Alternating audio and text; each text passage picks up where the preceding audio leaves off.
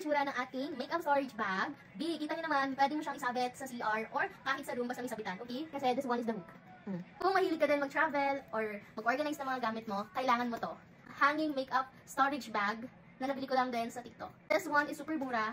At the same time, waterproof na ito. So kahit mabasa dyan sa CR, hindi agad mababasa ang inyong mga makeup dyan. Sobrang safe na safe yung mga gamit nyo dito pag dito nalagay kasi very organized na siya. Ito pala yung tsura ng ating hanging makeup storage bag. Dalawang color lang ang available nito sa ating basket, color gray and color beige. So yung hawak ko is color beige. Ayan, ganyan siya V. Very aesthetic mga mima ko, ang ganda as in. So ganito siya pag binuksan. Oh.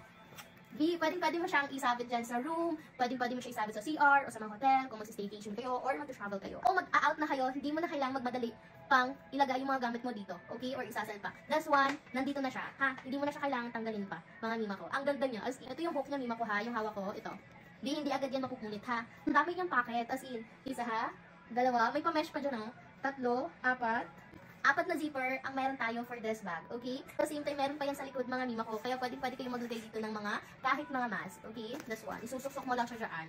Ilagay dito yung mga makeup nyo or mga brushes nyo, depende kung saan siya ilalagay. But this one for me is nilagay ko siya dito yung mga lipstick ko, yung mga blush, and then pang kilay and everything. Ito naman yung pang hair fix ko sa aking buhok. At the same time, ito yung pinakamalaking pouches sa pinaka-big compartment, okay? Pakita ko sa inyo dito. Sobrang dami mong malalagay dito mga lima ko, okay? May pa-mesh yan lima ko, pwede kayo maglagay dito ng shampoo, nakatayo, nandito pa sa gilid, meron pa dyan, and everything. Sobrang lalim yan lima.